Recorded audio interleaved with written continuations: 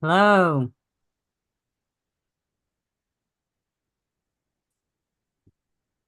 All right, you are live with AAC. Here we are again. Good to be here and hope you're joining us. Come on in. Come on in. The water's fine. Yeah, dorky beginning here. Hello, greetings, animal allies. What's up? What's good? What's new? What's going on? What's shaking? We are excited to welcome Natalie Fulton for this edition of our activist training series. She's going to speak about using social media and creating content as activists for animals. So important stuff, vital for all of us. We can't get away with not being in the flow of social media. It's not an option. So we're going to talk all about that as we get started in a bit. But before we start our program, my name is Michelle Granberg. I'm a mentor and team member with Animal Activism Collective. For those new to AAC, AAC is a multinational program created to encourage activists in reaching their potential and equip them with the tools, community, and resources they need to boldly participate in our global animal liberation movement. Founded in 2020, AAC offers a free 3-month mentorship program which pairs experienced activists with aspiring activists. You can apply today to become a mentor or mentee through our website. Plus, we are so much more than a mentorship program. We offer free educational live streams and online trainings.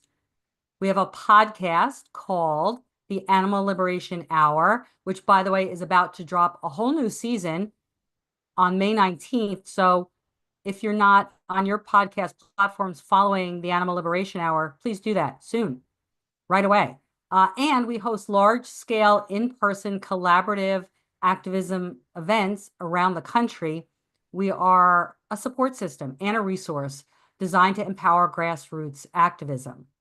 So speaking of our in-person events, we are just around the corner from our New York City convergence, May 29th through June 6th, 2025. So please comment if you've attended one of our convergences. Let us know. And how was that? If you've attended, you know they are extremely powerful and productive. We are asking then, because these convergences would not be possible without donations, if you're able to donate some. We will put that link in the chat, I'm sure. Yeah. So, all right, here we are. Now let's move forward with our topic. I know you'll have lots of questions. So, we're going to ask for questions relevant to each topic and as we go along, and we're going to open up also for all other more general questions toward the end. So hopefully we'll have Natalie answer all or most of your questions today. Social media is one of the most powerful tools we have to speak up for animals. Learning how to create compelling content and build an effective strategy can take your activism to the next level. Natalie Fulton is an AAC mentor, an animal advocate, activist, speaker, and YouTuber. So, hey, Natalie, welcome. Hey, what's up? Thanks so much for having me. Hey, welcome. Yeah, it's good to have you. I love talking to you. We've talked before, and I love your content, and it just works because, you really have a lot to offer, and people need to learn. So, I told you I wanted to start a little bit off topic, but just a bit, because I just read your Substack, your latest Substack today, and it was called The Impossible Betrayal, which is such a great title. And it was about Impossible, the company Impossible, adding egg and cheese. Like, oy vey, we're crying about that. Anything you want to say about that just out the gate? Yeah, I think the first thing I want to say is how weird it is that they didn't announce it or anything. The product it's in isn't even on their website as of now. It's this breakfast sandwich with eggs and dairy. And at first, I saw a picture of it on Reddit and I thought, oh, maybe that's just the thing that they've been doing with Starbucks for a while because they've had the non-vegan option at Starbucks. But no, this is put out by Impossible, by the company that said their mission was to eliminate animal products from our food chain. And now they're selling animal products. It's absolutely insane. And I know a lot of vegans are probably not that surprised because Impossible has tested on animals in the past. So many people don't consider them a vegan company at all. But to me, there's a difference between doing animal tests that they really didn't want to do. The FDA basically forced them into it in order to use heme iron, which is a bummer. But adding animal products and profiting off of animals to me just seems like a new level of betrayal. So I was bummed, especially because Impossible Meat made my transition to veganism a lot Yeah. easier in the beginning. And now it just feels like, I can't trust them at all. Yeah. Ouch.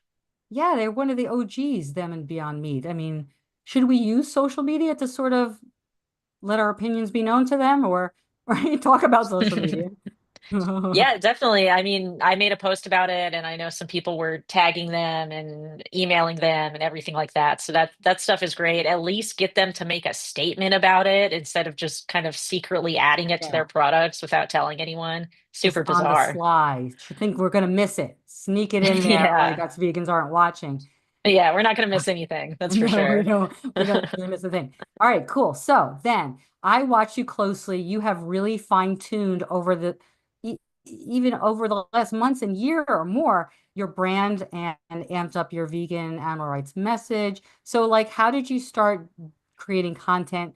What's a little bit about your process? Like, where do your ideas come from? Obviously from the headlines and latest things too, but like, how do you develop your ideas? And then we'll talk more about executing them as well. Totally. So, as far as my background, I just want to emphasize how little I knew about social media. I never took photos, I never took videos. It just wasn't something I was very interested in. I had an Instagram account that I had used like when Instagram first came out, but I've never been a social media person. I still don't really think of myself in that way. But when I went vegan, I was hugely inspired by Earthling Ed and by street activism. So I started making my own street outreach content and putting it on YouTube as well as cutting it into shorts for Instagram. But there's definitely a learning curve, especially when it comes to editing software and shooting. But the cool thing right now is that all of the info is available online. And the editing software that I use now, like CapCut, is so much more intuitive than Premiere Pro. Like the captions are easier. So it's become a lot more accessible to everyone. So I don't want anyone to be scared and think that they can't do it because really anyone can do it if you have a phone. Yeah. Well, that's great. That's great. Showing us the arc of how you started and where you are now and now you're the one sort of teaching some of this. So anybody can learn, when you're motivated for the animals.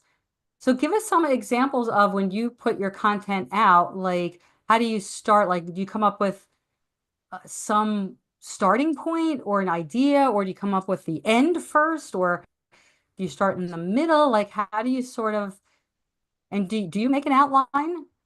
Um, Yeah, and totally. you said you So script, I script, yeah. yeah, so I think the first thing to decide is what platform you're releasing your content on. Obviously, Substack is very different from YouTube, which is very different from Instagram. So determine if you want to do long form, short form, anything like that. If I am doing a short, for example, let's say a news story comes out that I want to make a video about. In the past, I would try to write a whole script and an outline. And then as I've learned more about social media, you learn that really the first 3 seconds are the most important because so many people just scroll away. So you have to hook people initially.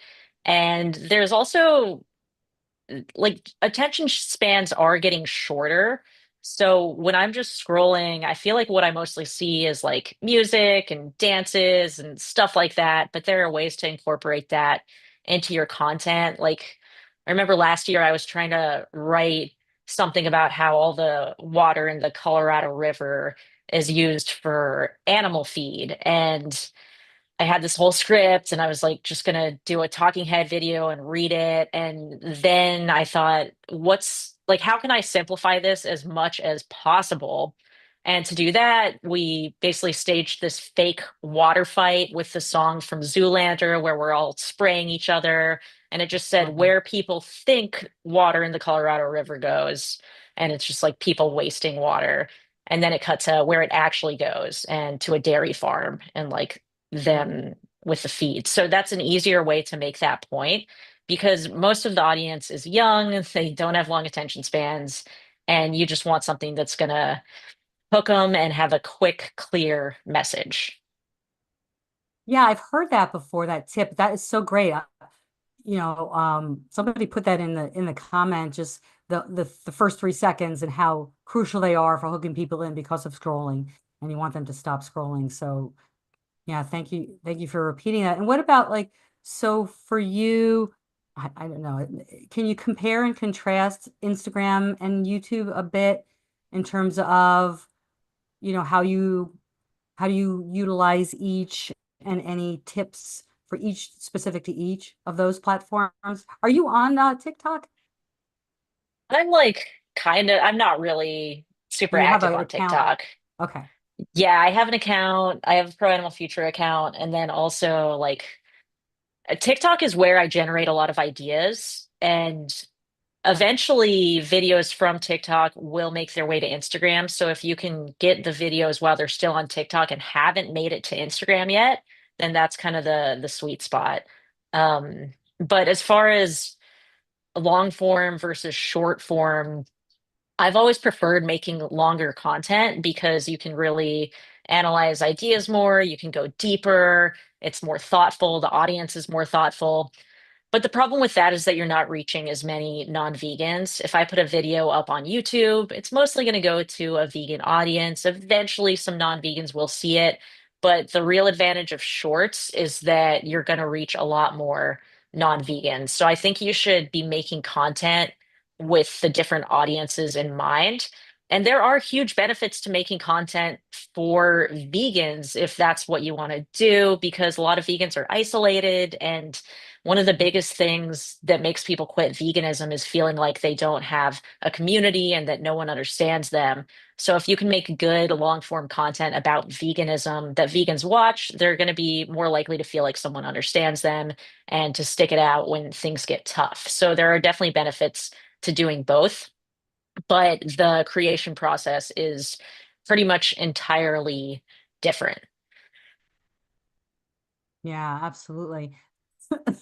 So you're mentioning engagement, the Holy Grail.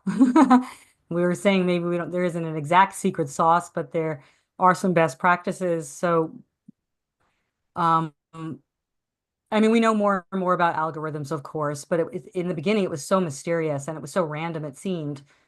But anyway, so what are your keys for attracting that elusive engagement? What do you suggest, or where can a content creator focus and start?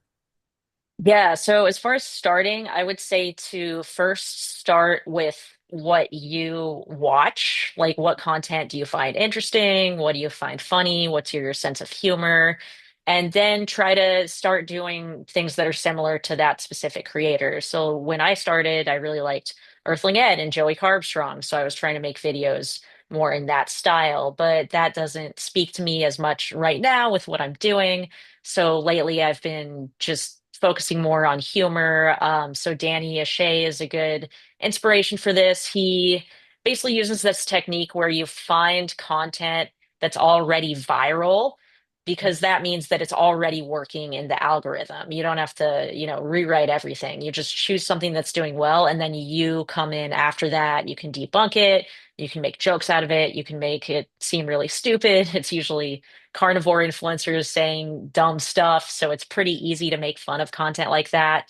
And as well as the meat industry has been very effective at using influencers to create this narrative that plant-based diets are unhealthy and bad, and meat is the most nutrient dense thing. So we really need a lot of people to be debunking that right now, just because that content is everywhere and it's dangerous to people's health and, of course, terrible for the animals. Yeah, yeah, absolutely. So if anybody out there in the comment section has a question right now for what we're talking about currently, just content creation specific to something Natalie just shared, go ahead and you're welcome to put your comment in your question in the chat. We'll get to that. And so how often do you recommend? How often do you create content? How long does it take you to make, maybe it varies, to make a short form? Um, Yeah. and what's the bare minimum of content we should be putting out to keep relevant? Yeah, I mean, it's tough because, there's always content being made, and no matter how hard you work, there's always going to be someone working harder and putting more time into content. So I think that a lot of people end up not starting because they think it's going to be this huge commitment. Maybe they have a full-time job or a part-time job. When I started making content, I did have a job, and it's a lot harder when you are working full-time. So I think the biggest thing is to be consistent in the way that's viable for you long term. Because if you don't have hours to spend making videos every day, that shouldn't stop you from making videos. Like when I first started my YouTube channel, I published a video every week for 3 years. And that takes a lot of time, especially with long form content. And now, since I am working with Pro Animal Future and doing more short form stuff, I really only have the bandwidth to put out a YouTube video every 3 weeks. So things evolve, things change. But if you're just looking at what the algorithm wants, they want as much as possible. Their goal is to keep people on the Mm, apps as long as possible. They just want to make money from their advertisers. So I think the bare minimum, I would suggest at least posting 3 times a week. Stories are good to do every day. That's what I try to aim for with most of my accounts. But you also have to be realistic and understanding of yourself. And if you don't have the time to make something, don't just quit. Just try to maybe pare back the idea, or maybe get faster at editing, build your skills. When you first start out editing, you're going to be pretty slow at it, but eventually they're going to be a lot quicker. So, as far as how long it takes me to make a short, it changes a lot. Some of them you'll see take, you know, 10 hours to make if there's a lot of research behind it and a lot of different shots and good voiceover and cinematography and stuff like that. But then I'll make some reels that literally take like 5 minutes to shoot. yeah. Um, and then those are usually the ones that end up doing better. So, it's all over the place. Yeah, there's no guarantee. Yeah. Right. I'm sure you have stories to tell about that. Like you thought one a particular post was going to do really well and it tanked and vice versa. I'm sure, right? You probably have some examples about that. And Yeah, I and mean, it happens all the time. it happens it's part of. And so I was Yeah. thinking, should people focus more on quality or quantity, or do you want people to focus more on both? Find that sweet spot. Yeah. Totally. So when you are starting out, you're probably going to be pretty bad. So I would focus on quantity, because the only way you're actually going to build your skills is by doing it over and over again and learning what works and learning what doesn't and learning how to edit and how to use music and all this stuff. And I don't even think it's possible to focus on quality when you start out, because you're just not going to have the knowledge or the expertise yet. So I would say focus on quantity for at least the first 6 months to a year. And then you're going to look at which things have been doing well and take those and then turn them into higher quality. And then you can pare back the quantity levels. But I definitely think that quality is super important. It's just unrealistic to expect yourself to have a high quality if you've never done something before. You wouldn't just start playing tennis and expect to be really good. Most of the videos you see on social media, those people have been creators for years. So you really do have to put in the work and put in the time. And I think that's one of the biggest mistakes people make when they start out, is that they're just expecting to put out a few videos and then they're going to get a bunch of views. And in reality, when you start social media, you should have a long-term time frame in your mind. When I started YouTube, I said, okay, I'm going to do YouTube for at least 10 years Mm. before I quit or anything like that. And then I see other people and they don't have that mindset. And if things haven't been going well for 6 months or a year, they just quit right after that. If I'd quit at 6 months, I think I only had like 500 subscribers then. So it's just really important to keep going. Consistency over time is key. So that's funny because we had a question just as I was asking you that from nerds like us. Is all content good content? Should quality be the goal? And I was thinking, because I put out content occasionally and it's just average. It's just really kind of average. It's not poor, but would you ever recommend like someone not put out like poorly done content? Is there ever a time when you would recommend someone take something down because of that? I know the goal would be to work up to it looking really slick and professional, of course. Maybe. Hmm. Yeah, well, I don't know about professional because a lot of what does Okay. well is relatable. People Yeah. want to feel like you're their friend. And as far as if you should put up bad videos, that's actually one of the great things about the algorithm is that if you put up a video and it's bad, no one's going to see it. So there's not really a risk to putting it up. So I would say put up whatever you can at the beginning, and that's how you learn what works and what doesn't. Yeah. Spaghetti against the wall. The old. Yeah. That All being right. said, I mean, don't put up anything like Yeah. hateful or offensive or mean. Go. Then you may need to take it down. But if it's Yeah, just a that goes question of without quality, leave saying. it up. Yes, please do not do that. Yeah. Yes. And please be fully clothed. Please, please. No. So, 40-year-old vegan, our friend David asks, how effective is content creation versus, say, street outreach? Do you prefer one over the other? They're different animals, sort of, in the same genre. So what do you think? They go Yeah, together. I mean, this is one of those things that's tough about doing animal advocacy is that we don't know exactly what works and what doesn't. And it's a shame, if we're doing all this street outreach and we can't really measure how effective it is, then that's obviously a problem. At least with social media, you have some sense of if it's effective based on comments and based on how much engagement it gets and stuff like that. But I think if you are doing street outreach, I would definitely recommend recording it. And I have a video on my YouTube channel about how to shoot videos by yourself. I think one of the reasons people don't do that is because they don't have a camera person, but you don't need one. You just need your phone, your tripod, and some sort of microphone, and that'll get you what you need to do. The other advantage to posting street outreach online is that people can critique you and say, hey, that argument wouldn't have worked as well as this argument. And then you can build your skill set up in that way.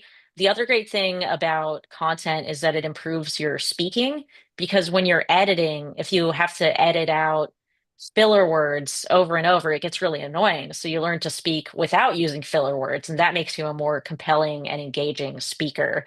So I would definitely recommend posting street outreach if you're going to do it.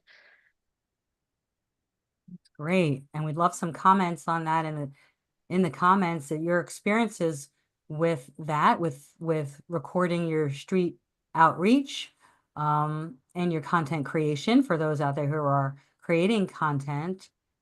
So another question that you could speak to, Carrie asks, I really want to start, but I'm paralyzed with fear and self-loathing. That is tough. Yeah, I think that the the good thing to remember is that if it's bad, no one's going to see it. So also, if you hate yourself, you're probably not going to want to put yourself online too much. So I might start with some more building up your confidence in some way.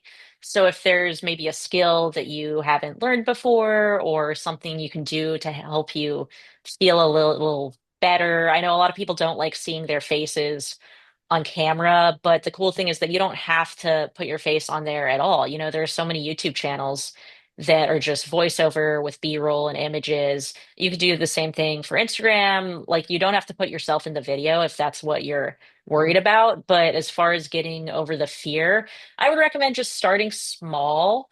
Just take a video and try to put it in an editing software and see what you get.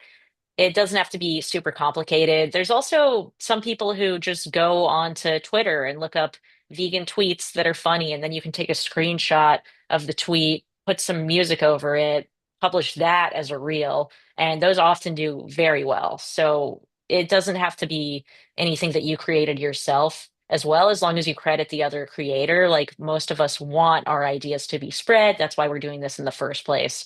So you Right. can use other people's content too. Yeah. It's a free for all, sort of. Yeah, definitely. Yeah, yeah, yeah, yeah. So, and I was thinking too, and you don't even have to have your voice either with AI. You can just program AI to do the narration. Interesting, right?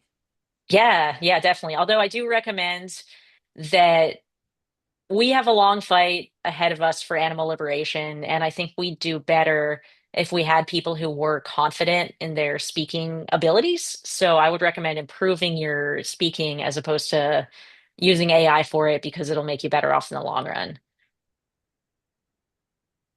So I wanted to ask you, uh, is evoking emotion important? And I guess, and how important is presenting facts? Should we find a balance between, should we always have a goal to, I mean, emotions are I guess, sort of the rope to pull people in, make them feel, get their empathy going, or, Yeah, definitely. I made this reel pretty recently, and there's like this vegan social media group chat that has a bunch of different creators. So I sent it and I was like, hey, like how can I improve this? And what I had done was I had used a song that was really scary over some animal footage. And another bigger creator suggested that I switch it to a sad song because sad songs do better than scary songs because it tugs at those emotional heartstrings. So emotion super important. I especially think surprise is really good in social media.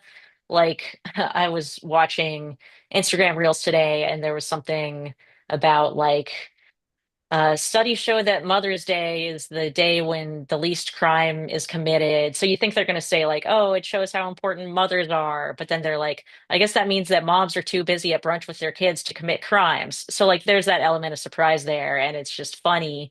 And I think surprise is probably the biggest emotion to go for. But then sadness. The other problem, though, is whenever you put up a sad video of animals, you're still going to get, people saying bacon, though, and just mocking you. So definitely be prepared for that. But hopefully it will affect some people who do have empathy and then they'll change for the better. And as far as facts, yeah, I think we should always be factual.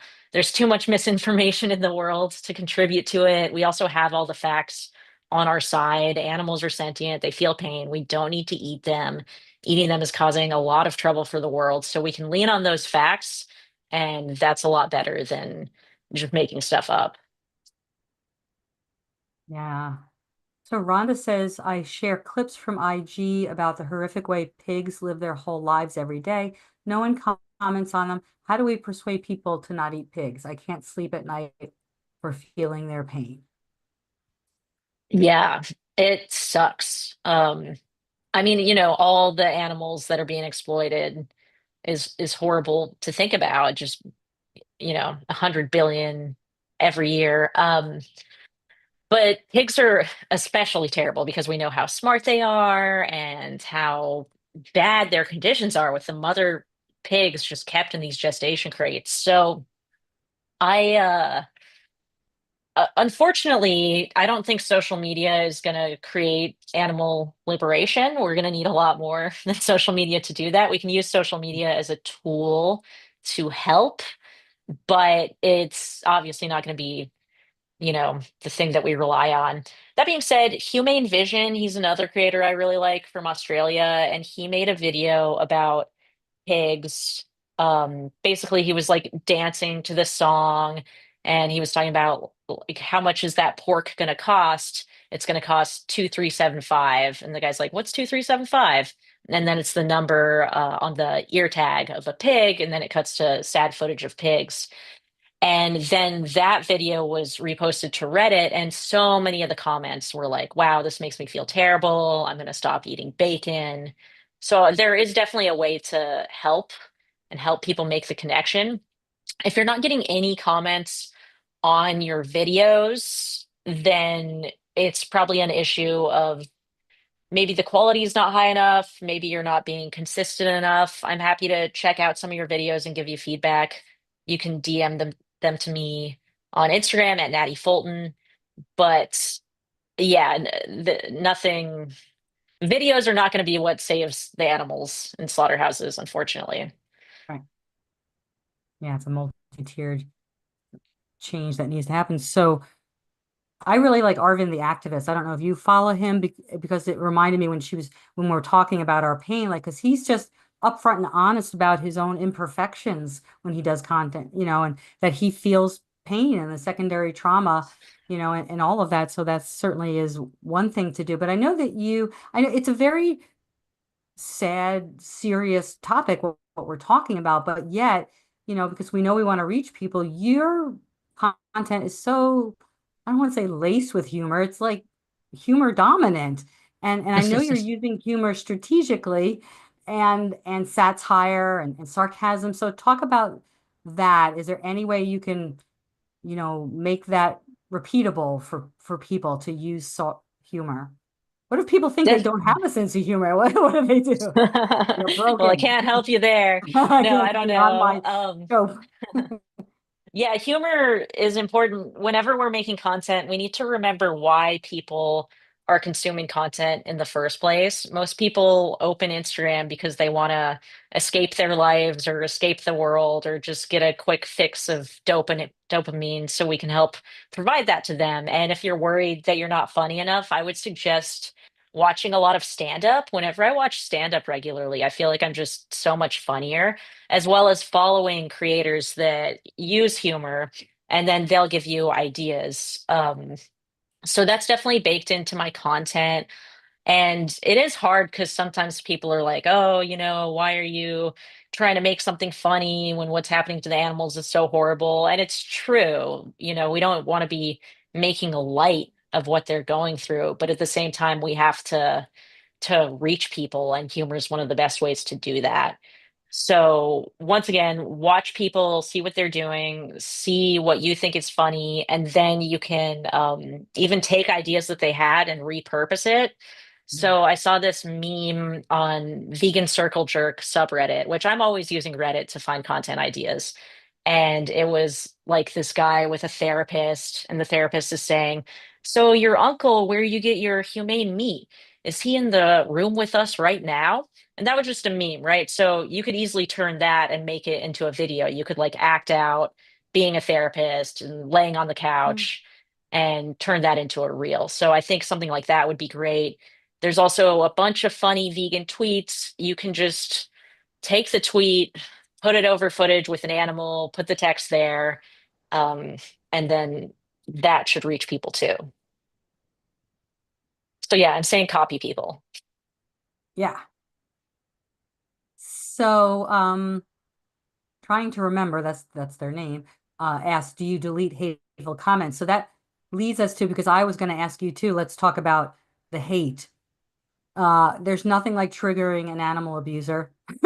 No. How do you handle negative comments or backlash on social media? How do you capitalize on them if you do? And any examples that stand out that we can learn from where engaging a hater worked out well? Most of the time it doesn't work well, so maybe we don't or but what do you do generally? Totally. So when I receive hate online, it's kind of in two categories in my mind. One is the hate that I get from meat eaters, and the other category is the hate that I get from vegans. And when I first started posting content, I was like, okay, if someone eats animals and thinks that torturing animals is okay, I'm not going to take what they say seriously about anything.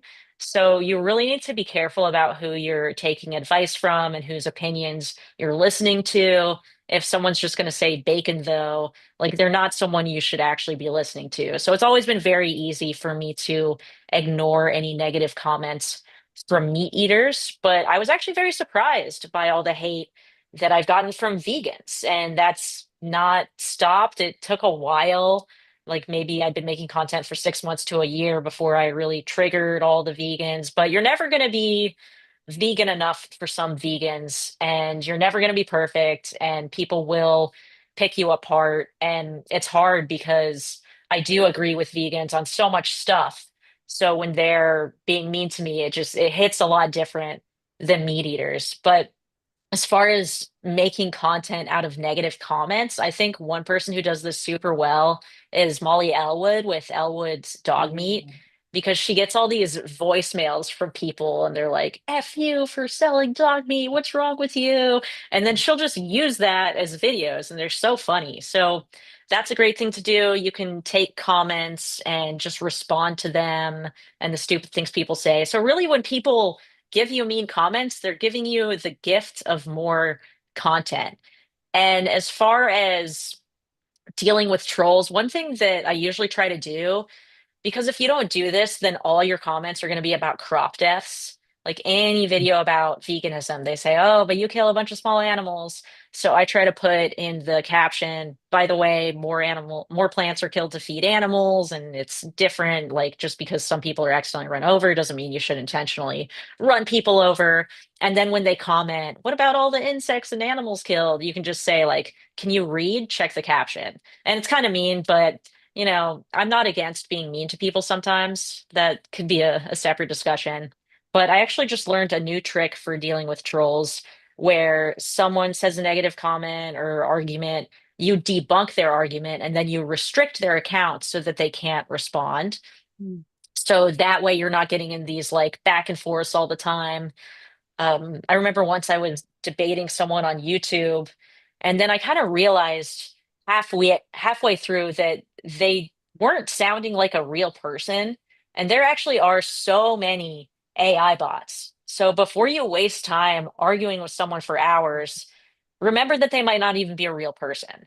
So responding to a comment once is great because it boosts your engagement on your video, so it reaches more people. But then restricting them, I think, is a good way to go. Yeah, and I've actually seen content creators actually comment like, "Thanks for the engagement" to a hateful thanks for the Yeah. engagement, thanks for the algorithm boost, you know, and that sort Yeah, of the shuts best them is when down. they're like, why is the algorithm showing me vegan videos? And you can be like, well, it's because you're Because commenting. Like, you're what do you think is commenting going to on it. happen? It doesn't judge what you're saying. It's just numbers, you know? Yeah, exactly. Oh my gosh, that's so funny. Yeah. So you mentioned Molly Elwood, and definitely we want people to follow her because she sort of mastered the art of satirical activism in such a great, new, fresh way, and people are beginning to emulate that. Anybody else for you? I know you mentioned Earthling Ed that you admire or emulate or follow.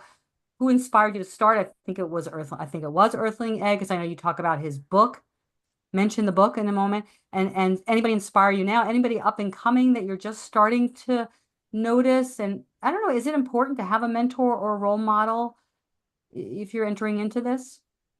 Yeah, I mean, I think mentor is kind of a tough word because you can't just go to people who have huge followings and be like, hey, can you like be my mentor?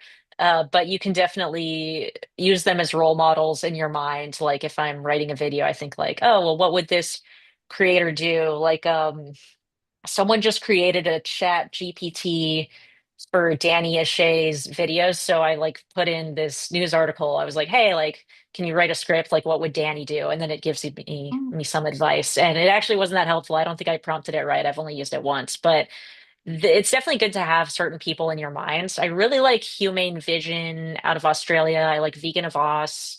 Um, Cage, what's he called? Empty Cage is vegan, the guy who used to be a deer hunter. He's really good. There's so many amazing vegan creators. Jamie Logan. So yeah, if you need inspiration, it is everywhere. yeah, absolutely. Um, I want to ask you about using AI, but before I do that, let me put a pin in that because there is a question different. Do you just ask people on the street if they're willing to be filmed and ask if they're okay with it being on YouTube? You don't do a lot of street outreach filming though. You mainly do the short forms, but Yeah, I've kind of pivoted. I don't do as much street outreach, but when I did, I had a sign and mm. it said, help me grow my YouTube channel, answer thoughtful questions, something like that. Or I'll have a different sign that says, give me your best arguments against veganism. And I personally always ask people if they want to commit to a YouTube video because that's like at least 10 minutes, and they have to be prepared that they have enough time to do that, that they want to do that. And you don't technically have to do that. Like, you're allowed to film anyone, depending if you're in a one-party consent or Public. two-party consent street. I know public, yeah. So as far as short form, though, you could definitely just walk up to people with a microphone and a phone and start asking them questions, and that would be fine. And as far as if someone asks you not to post something, do you do it anyway? I would typically not post it if they asked, unless they were being really mean, and then I'll post it anyway because, they brought it on themselves. But typically, I try to respect people's boundaries. And I think that's good practice just in terms of being Yeah, ethical in the world. ethical. But yeah, having a sign is a great way to attract people. When I first started doing street outreach, I had a sign that said, free beer if you talk to me about veganism. So I had the sign and I was giving them beer. So there were like two things to entice them. Ah, you're getting them drunk so they Yeah, exactly. getting loose lips sink ships. I mean, I think these days, we're in the social media age of everything. People expect now that there's cameras everywhere and people are recording them that may very likely be up in public on social media. Yeah. So, it doesn't really work to sort of argue against that, but yeah, I was going to ask you, so how important maybe is collaboration with content creation? I know you've done some collaboration. Who do you recommend for collaboration? Like other influencers, other organizations, or what's your experience with content collaboration? Yeah, I think that collabs are great because they allow you to reach the other person's audience as well as your own. In terms of getting people to do collabs, what I found is the best thing is to just make a video and then send it to them like a couple days before you want to release and be like, hey, I'm going to release this. Do you want to collaborate on it? But you also have to be careful because different accounts have different settings. So if I use a popular song in one of my reels, I can do that because I'm a creator account. But if I want to collab with a brand, they probably can't do that because they might be a business account. So you need to be careful about things like that. And yeah, I mean, it's kind of tough. I feel like I don't do as many collabs as I used to just because I have so many different accounts I'm managing. So I'll usually just do the collabs with the other accounts that I also manage. So I get basically, Mm. you know, content for 3 pages instead of just one. But I would try to have a relationship with someone before you want to collab. If people just send me something that's not relevant to me, like I'm not gonna collab on it unless I've talked to them before or the video is good. But if you are ever around any other creators, then come with a script, have something prepared, shoot a video. Like last year at Ava, um, me and a bunch of other creators did this one collab because Jamie Logan and I just like sat down and wrote the script, and then we were like, hey, you guys are going to be in this with us. So it's something that it's not weird to just go up and ask someone to be in a video with you, because we are all used to it. Yeah, and for folks with us, if certainly you can share your experiences in the comments, like who do you follow? Who do you love to follow? Who do you admire in terms of their content and any experiences with collabs? And so even if you're saying, even if you're very new at this, like how would you approach someone who has a great channel, a channel with a lot of followers? Would you recommend approaching them to try to get on their channel with them, or would you not? Or are you saying like send some examples of what you're doing and looking for? Yeah, I guess that was more for people who like have already been making content. If you're brand new, I Okay. wouldn't approach anyone for a collab yet. Focus on making your own quality content and then go for it later. But there's also not going to be a huge benefit initially. Like if your content's not good, it doesn't matter if you collab with a huge account because the content's still going to be bad, so it won't do well, even if that account is really big.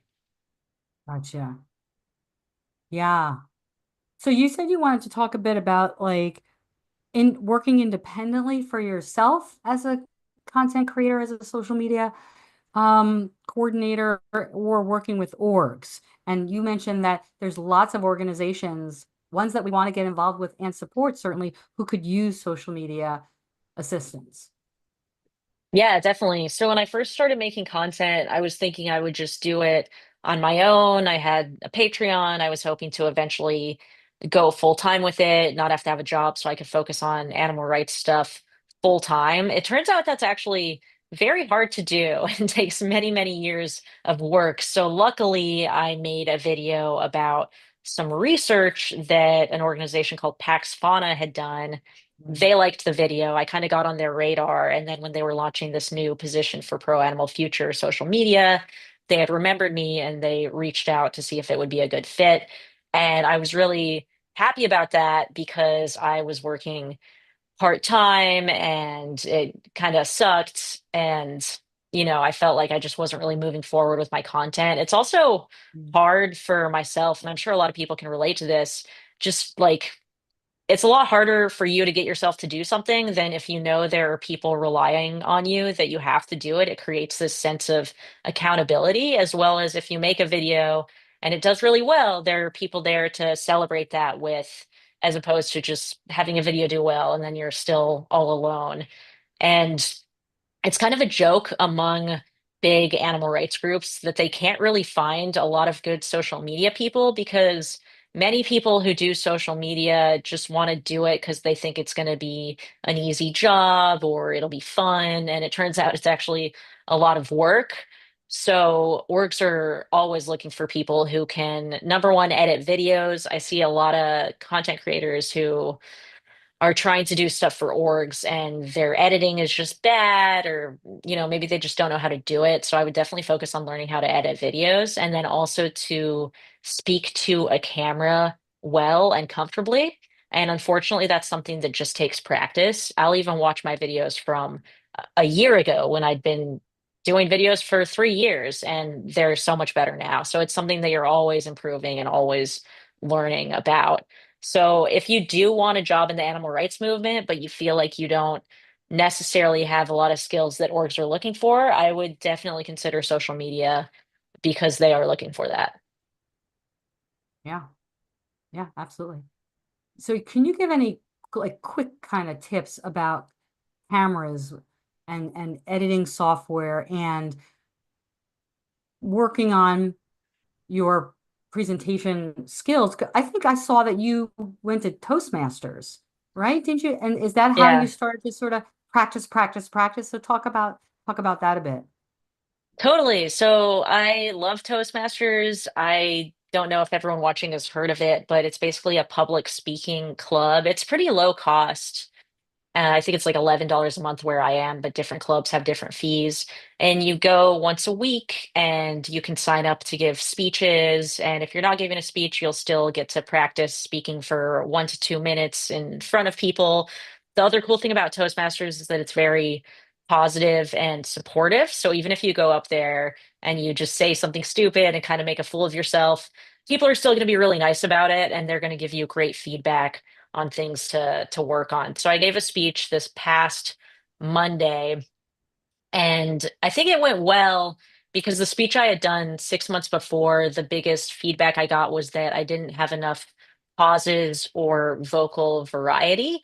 And this past Monday, people were complimenting that stuff. So they give you specific things to work on, and you just become so much more comfortable speaking in front of crowds. When I first went to Toastmasters, I was nervous to talk to like 6 people, but then with the Denver campaign, I was speaking in front of crowds of 250 people. And if I hadn't done Toastmasters, it would have been way harder. So I highly recommend that. But if you don't want to join Toastmasters, you can still get great practice by speaking to camera and watching yourself. And that's how I did it for years. So nothing wrong with that. What is you said vocal variety? That was one of the, what is that? Is that just like varying your cadence and your pace and your tone of voice? Is that what vocal variety is? Yeah, so when I first started speaking, I would just like basically speak in a Like monotone the whole monotone. time and not really change my pace of my sentences. They would all be the same speed. So you learn to like bring your voice up a little bit or down or pause to emphasize points and stuff like that. So vocal variety is good. And that's another thing you notice when you're recording yourself with videos. If you're like, oh, wow, I'm at the same tone of voice the Yeah. entire time, then you know you need to work on that. What about quick tips for camera? I know it's a whole like training in and of itself, camera and editing, anything. Totally. So as far as cameras, most of my filming is on my phone. This phone is actually not very good. It's an iPhone 11. I had an iPhone 15 Pro, which had a great camera, but I got arrested and the cops took it for evidence and they've had it for months. So I'm down to this, which is a bummer, but it still works. I think a lot of people get in their heads about what gear they have, but the best gear that you have, like the best thing for making content is what you already have. So I also have this camera, which is a lot nicer. It was pretty expensive, so I definitely saved up for it for a while. It has this front screen, which I like, so you can like see yourself when you're Mm. recording yourself. This is what I use for YouTube. So if you're making YouTube videos, getting a camera down the line makes sense. But if you're just recording short form content, I would recommend just using your phone. As far as getting a good shot, the most important thing would probably be lighting. And the easiest hack for lighting would be to shoot during the daytime. Natural lighting just generally looks good on camera, especially like evening lighting looks great. And if you have windows in your house, shoot in front of the windows, just use that natural light to light up your face. That would be the easiest thing. And as far as cinematography, I think having a lot of different angles is great. It keeps it more visually engaging. So instead of a video of you just talking to camera, you could shoot it once. Just talking to it, and then you could shoot it once with a side view. A lot of times in my videos, you'll see me like walking, and I'll also show the down view of like my feet from the top or me walking from the side. So just get as many different angles as you possibly can, and then mix it up to help with those short attention spans.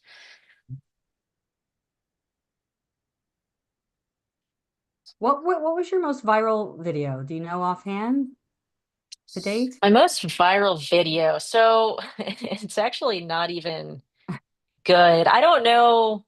I think I've had some that have done better, but this is my most viral one recently. And I'm just in a cemetery and I'm like, it's that fact you see if we killed humans at the same rate as we kill farmed animals, we'd all be dead in 17 days or, something like that. Yeah. So Oh just my. that with like some eerie music. I don't know why that video did so well, but it was actually the wrong kind of viral because all the comments are really mean and it doesn't seem to have persuaded anyone to go vegan. It's mostly just like hateful comments. So I think that Yeah. even if things are viral, that's not necessarily good. Um, but Yeah. yeah, for whatever reason, I think shorter videos work well. One video that's done well for me historically is like a Elwood dog meat video where this guy comes over and he's yelling at us, and then I kind of talk him down, and then he says he's going to go Yeah. vegan. I think that one works really I've well seen because that. people love anger, and they're like, oh, what's this guy going to do? So it had a very good emotional hook, and then like a really sweet ending. So I think it just hit those emotional high points. Yeah. And you don't know when you start shooting that where it's going to go, if it's going to wind up like in the worst way, or if it's going to turn around the way you were able to with that guy to, bring it to a vegan conclusion, sort of. That was really cool. And I think some of the most viral videos on our YouTube channel with AAC, I think also uh, are the ones that are just really intense and police and people getting knocked over and people assaulting and what it's the misery zeitgeist. That's just out there, tapping into that, But anyway, so another question, different topic from Testify Redeem. I'd love to hear about Natalie's experience on Jubilee's channel. Jubilee. Yeah, so I've been on Jubilee twice now. The first time was in January or February, and it was matching people to their jobs. So if someone doesn't know what Jubilee is, it's this huge YouTube channel. I call it YouTube's largest game show channel because they have a lot of different formats and they do vegan versus meat eater debates, which I haven't been on one of those yet, but I really want to. They also do this thing called swiping or ranking, where it'll be like test your gaydar. So people will, see if they can figure out if someone's gay or straight based on how they look. And the most recent one I went on was vegan versus meat eater. So they were guessing if we're vegans or meat eaters just based on, you know, d- they asked us some questions and stuff like that. And I can't give you any specifics from that because it's not out yet and they have some like content rules. But the one matching 30 people to their jobs you can watch, and my job was animal advocate, so I got some animal talking points in there, which was really good. They all knew what I was. They saw me, they were like, "You're the animal advocate." So I guess I just have that vibe. Interesting, interesting. But People are yeah, so Jubilee's really creative. cool. It's really fun, and a lot of people who are on it, they've been on it so many times. So when you get into their casting rotation, then you're basically guaranteed to be on there again. If you do want to get on Jubilee, just say that you live in LA, even if you don't, and interview well and give a good headshot, and then your chances for getting on are very high. Yeah. So we are still open for some questions. I have more questions though, but and comments for Natalie. And Natalie, you mentioned AI before. How do you use and incorporate AI? What tips and recommendations can you offer with that? Definitely. So I know a lot of people are against AI due to the high water usage, but it's actually not that bad. It's nowhere near meat and dairy, and I think it's less than other common things you probably do. So I wouldn't worry too much about that. If you're against kind of the robots replacing humans, I understand that, but I think we're going to get replaced anyway. So as far as what I use AI for, if I want to make a video about like a news story, then I'll put it into, I usually use Claude. Instead of Chat GPT, I find that it's just like a better writer. So I'll put the news article in and say like, "Hey, I'm writing an Instagram reel. Can you help me write the script? Include 10 options for hooks." So I always ask for a bunch of hook options just Hmm. so that kind of gets your brain going. The problem with AI is that it's not going to come up with anything as good as you probably can, but it's a good starting off point.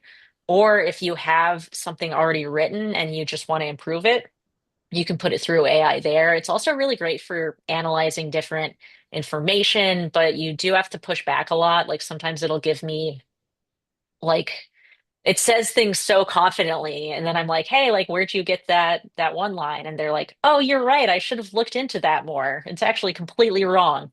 So if you're using Wow. AI, always make sure you double check it a lot. The main things I use it for now are writing captions because I hate writing captions. I hate knowing anything about hashtags. I just don't know what to do with hashtags, so I'll usually have AI write my captions, and then I can just easily copy paste it into Instagram, so it Hmm. saves me time. So I look at it more as a time saver and like a second brain than just something that's going to do your entire job for you because it's not really that good at that yet. Yeah, we have to remember that we are still teaching AI. It's still learning. It's still a Yeah. student of us as the humans. And I never thought about it for captions. So thank you for that. Like that was new for me. So anybody else in the chat, certainly, and let us know what you use AI for and what you just learned from what Natalie was sharing. So I really appreciate that. I think no, we don't want to become AI dependent, or AI Yeah. addicted. We still it's a tool, but that's how that goes. Yeah, so let's talk about engaging the media Oh, and yeah. Well, actually, those first, questions. I realized that I didn't actually tell you much about editing, which I feel like is Oh, right, I pretty forgot. important You for want to go anyone back? watching. Yeah, just because I think a lot of people can be really scared of editing or they think it's really hard. I'm lucky that I've Me. always liked it. Yeah. Yeah, I'm like, no, I don't want to edit. Yeah. So I think it's fun. Like if you want to really be serious with it, I would definitely recommend Adobe Premiere Pro or Final Cut Pro. Those are kind of the gold standard. I'm sure there's other. The downside is that they cost a fair amount. So it's definitely like a financial commitment.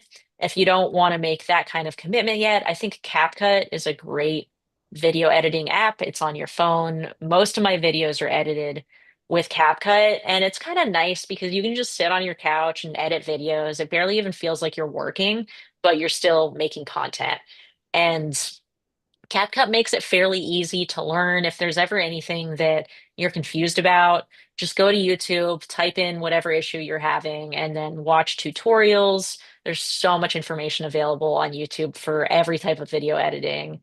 So you can always learn stuff. And yeah, I basically have two rules for content creation. The first one is just to not quit, just keep trying, keep doing it, even when you don't feel like it. And the other rule is to not stop improving. Because I see a lot of people who have been making content for years and years and years, but it's still pretty bad. It's because they're never focused on improving it and making it better. So those are the two things you always want to keep in mind. Mm, yeah, keep learning and ask questions of people who are already doing it and listen to you and watch this kind of content right now. Okay, so do you feel Yes. complete with the editing? I mean, I know there's more, and if people have questions, can we pivot to engaging the media? Very Yeah, let's important. do It's it. so Let's important. do So it. yeah, tell me about your experiences with the media, the good, the bad, and the ugly. How do we engage the media? How does that further animal liberation and any resources that you can share? Yeah, so as far as resources, there's really not many. So we kind of just had to learn everything as we went along. But for background, I was doing a lot of TV and radio appearances during the campaign in Denver with Pro Animal Future because we had two ballot initiatives that were one was to ban slaughterhouses and one was to ban fur. Unfortunately, neither passed. I think they were just like a bit too bold. There was a lot of misinformation. But as far as engaging the media, the biggest takeaway we had was that if it comes to the news, the number one thing they care about is that it's visually engaging. So there was this one news story that put out a piece about our fur ban, and they had interviewed me on the street, and then they had interviewed this hat maker who used beaver fur for her hats. She wasn't even in Denver, but she was pretending like the ban was going to like destroy her business. And the entire news segment was about this hat maker. She was making her hats and showing the shop and all this stuff. And it had me for like a second, didn't even say anything about animals. So what we learned from that is that the reason they used the footage of her was because there was something going on in the footage. It wasn't just someone standing on a street. It was someone actually doing really cool stuff with their hands and making things. So the next time we had a chance to be on the news for fur, we did it at a rabbit sanctuary. So I went, I'm surrounded by all these rabbits. I'm like holding a bunny. They're really cute, doing the interview there. And then the hat lady was in that one too, but basically it was her talking about the hats, and then it immediately spent a lot of time talking about the animals as well, which was the core message. So the thing about the media is that they're going to edit almost everything out. So you want all of your answers to drive home your main point so you know that it gets in there. So whatever they say, bring it back to like we're doing this for the animals, blah, blah, blah, blah, blah, because otherwise they'll just cut that out and you'll just look like a crazy person who doesn't like hats. So that was a big learning. The other thing Yeah. I would say is that the media is not going to cover you unless you're doing something interesting. So the reason we got so much coverage was because it was ballot initiatives. I did street outreach for years. The media never cared because that wasn't exciting enough. So if you do have a big campaign, try to have something that like looks really good. Animal Rebellion, back when they were Animal Rebellion, now they're Animal Rising. They crushed this during their McDonald's campaigns because they had all this cool artwork, and then the news wants to cover that because it's visually engaging. The other thing I would say if you're going to go on the radio is always bring donuts or some sort of snack. People freak out and then they'll like you. So try to show up with some sort of gift. Okay, folks, you heard it here. That's the big takeaway. Bring donuts. Bring donuts Maybe always. we get across the board, just wherever you go, bring vegan donuts. Everybody will Yes, love you. But I that's like, true. go with a clear message. Like no matter what they ask you, come prepared to just say what you want to and need to say because it's a tiny window. And you're right, they're going to edit out anything they think is boring or too ordinary. So practice that, in terms of engaging the media. I like that. Yeah, and then So kind of going back to content creation, I think one of the yeah, biggest benefits of it is that you become a better speaker, so then you're more prepared for media if you ever have the chance to go on it. So it's also laying the groundwork for like your education to be able to do things like that. yeah, absolutely. Now maybe I'm thinking we need a training on like how to debate. That's too much for today, but like that's make because I know you've done that too, right? And with Yeah. non-vegans or with animal abusers or so anyway, maybe we'll do a different day on that because there's some skill certainly involved in that. But a question from Jigna. What are things to prepare for before going public with an IG account, such as settings? Should I have a certain amount of posts prepared before starting my account? Um, so you could. I'm trying to remember if I did. I feel like I didn't have any of that, but my first videos were really bad. So, I mean, you can go look at the beginning of my Instagram. Like they would cut off at weird points and start at weird points. It wasn't very well thought out. So, I would actually not spend too much time on that when you're just starting out because I think a lot of people can get kind of paralyzed by the little things. And it's better to focus on the big stuff. Are you actually shooting? Are you actually writing? Are you actually making content? As far as your bio, yes, that is important. So you can check mine out. It's pretty optimized. Other bigger creators usually have good bios, and you can just kind of try to copy them. But that stuff is less important than actually making content. Yeah. Okay, I hope that helps, Jigna. Let us know if that helps and any other questions that you might have in regard to that. And good luck. I hope you already opened your IG account. Get on there, get that content out there. So, there's also written content in addition to visual content and auditory content, written content is also can be powerful and important. Now do you have any other ways? You have a Substack that's really good for written content. And so what tips do you have for activists with Substack or how to get started on that? What are the benefits or other ways to get written content out there? Yeah, well, I'm glad you like it. I appreciate that. I haven't been doing Substack as long as the other stuff, it's been only since last January. And I just started it. I didn't really know anything about Substack. I'd been wanting to start an email list for a while because if you have your followers on Instagram or TikTok or even YouTube, your account could get suspended at any time. But with Substack, you like actually have all the emails. So that wouldn't happen, which is great. And Substack is also like, I don't make a lot of money, but I make some money when I was expecting to make zero. So it's also a decent way to monetize if you are trying to do that. I think that the Substack audience is very different from Instagram. It's usually older people who are more thoughtful. So if you want to reach those types of people, like let's say you love philosophy and information, and the idea of distilling that into shorts makes you cringe a little bit. I understand. Definitely check out Substack. You just write whatever you want, and then it emails it to people, and it's been a great way to connect with people as well and a different type of audience. So I do like Substack. I never know what to write about, but sometimes, hopefully I get ideas kind of randomly, Yeah. and then they work out. I also give out book recommendations. So if you're watching this and you like reading, especially about animal rights, then check out nataliefulton.substack.com. Sign up. You'll also get a free vegan outreach starter guide, which has all my outreach tips as far as debating, and it also has a bonus section on filming content if that's something you're interested in as Mm, well. that's a great resource, folks. Do it.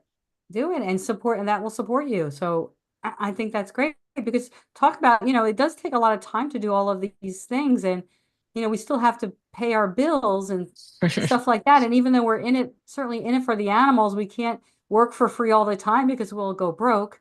But, do you want to talk anything about like monetizing YouTube channels that would be helpful for activists to know about so that they can continue to put out good content?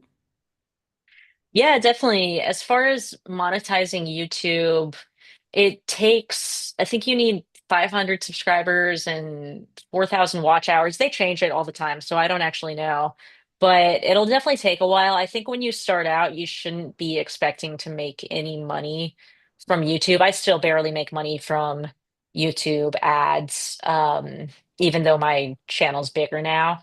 So it's definitely not going to be like a great income source. And I think a lot of people who start YouTube with the idea that they want to make money from it are people who are more likely to quit.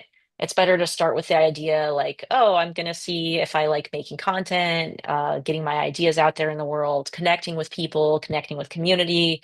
A lot of my best friends have come through YouTube because people have seen my content. And if they like it, there's a good chance we're going to get along in person. So it's a great way to meet people and get connected.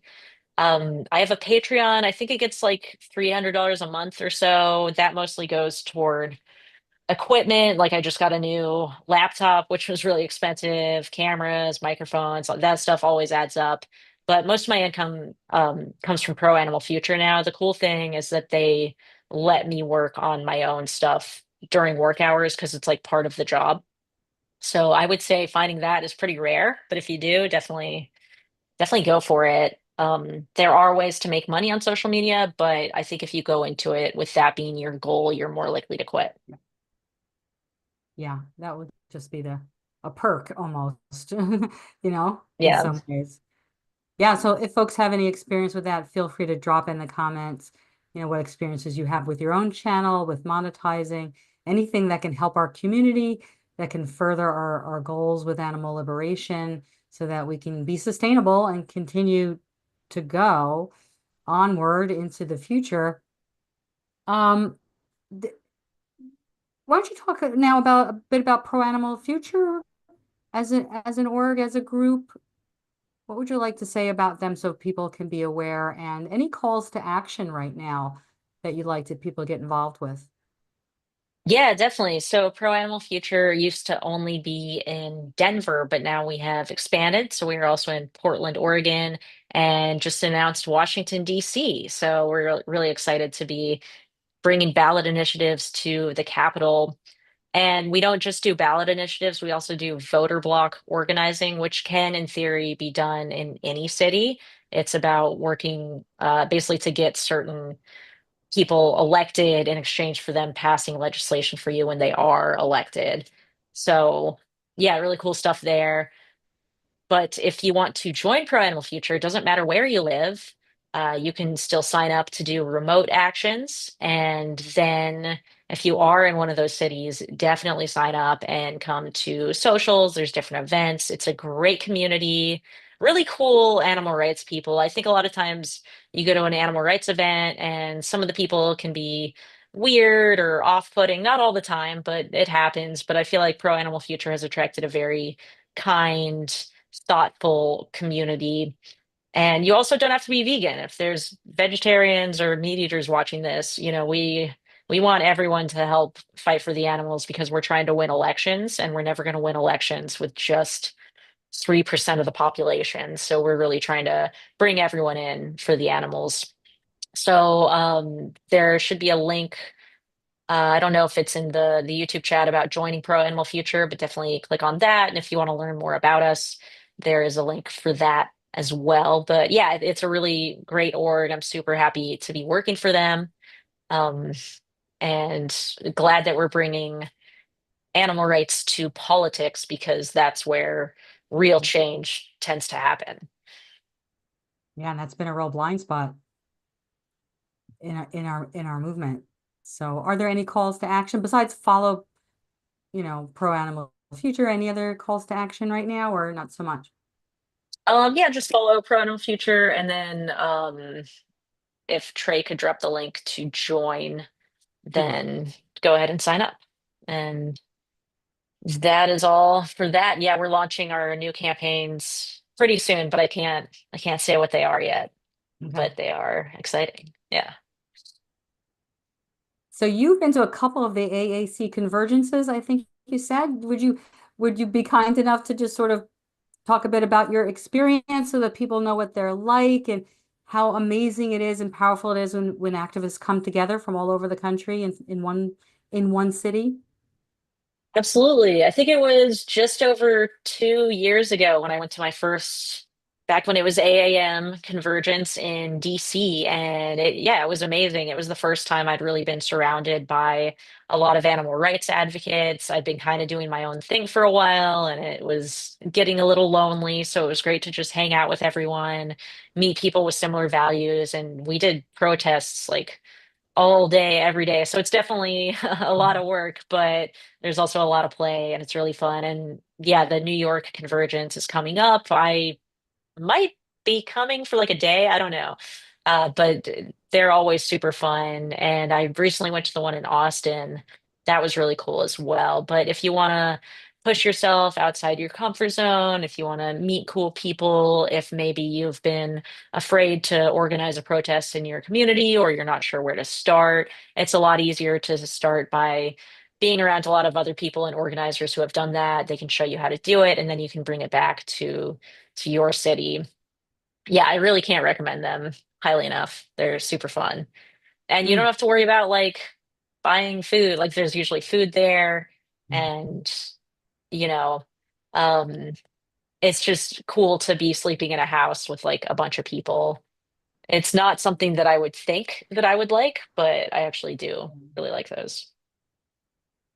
Yeah, the camaraderie is such a, it's more than what you think it will be. I mean, it's so uplifting and to really feel like you're not alone. And Yeah. and just to meet people and people coming from all over, it really is a very unique experience. And we want folks to know, surely coming out of your comfort zone, but you won't be alone in doing that. And it's very well organized. It is not Yeah. chaotic at all. It's extremely down to as much as we can organize, you know. So that's what we want people to know. So yeah. So Natalie, did I miss anything? Is there anything that you wanted to share that I didn't ask you about social media and content creation? I know we covered a lot of ground, but is there anything I missed? Um, Maybe about like, let's say someone is doing a foie gras campaign in their city. How can they use social media to help Mm, boost that campaign? I feel like AAC has some digital action channels where you can send your post and then they can help share it and do different call storms and stuff. So yeah, I just want to emphasize how social media isn't just about getting likes and getting follows and getting engagement. It's also about coming together as a community and using it effectively to go after targets. Because, these big corporations and restaurants, they read social media comments. And if there's hundreds of comments saying you're torturing ducks, drop foie gras, they're at least going to see it. Maybe they won't drop it, but it will annoy them and it will make them more likely to drop it in the future. So I think even if you don't want to start your own social media account, there are ways that you can support animal activists through social media, whether that's just sharing posts, liking it to boost engagement, watching other people's videos, participating in call storms and comment storms. You don't have to be a content creator to benefit or to help animals from social media. You can also just use what other people have already done and elevate them. mm, participate, you know. Hmm. People who organize, that's the one thing they would like to ask of you. You don't have to, be a leader necessarily, but show up and participate in the comment storms and the phone storms. So yeah, thank you for reminding us of that. All right. Well, we're going to wrap up, I think, in a minute or so, though. But folks, hang on with us. And Natalie, do you have any final words? Yeah, Anything? well, thanks so much for having me. I really appreciate it. And if anyone wants some help with social media, feel free to DM me on Instagram at Natty Fulton. You can also email me, Natalie@proanimal.org. I'm happy to give you some advice. And yeah, let's keep fighting for the animals. Don't get too bothered by trolls or too afraid of anything. And, just remember that people are mean on the internet, but they're usually nice in person. So even if they're threatening you, like you're still safe. These mean comments can only affect you so much as you let them Mm. affect you. So try to keep a positive attitude about it and use the internet as a resource. There's so much info about social media and you can do it. Yeah, love it. Love it. Stay positive. Stay positive. It's a marathon, not a sprint. All right. So, yeah, as we wrap up, then for as little as $2 a month, please consider becoming a patron by finding AAC on Patreon. Your donations allow AAC to continue to provide free educational resources for activists, which ultimately saves more animals. If you're interested in becoming a mentor or mentee or want to get involved, please visit our website. Please hit subscribe while you're here on our channel and give us a like. And remember, we are on the heels of our NYC Convergence, May 29th through June 6th, 2025, 9 days of hard-hitting animal rights activism in the Big Apple, New York City. And please donate to the Convergence. Any amount is appreciated if you can. And let's see some love and praise for Natalie in the comments. Natalie, thank you so much for Thanks sharing so your much for having wisdom me. and your knowledge. Yeah, You are totally. anytime. Thank you all out there for being here and the tireless work you're doing for the animals. Everyone is needed and every action counts in order to achieve animal liberation. So until next time, stay strong, live vegan, get active. And this is AAC signing off. Bye, y'all.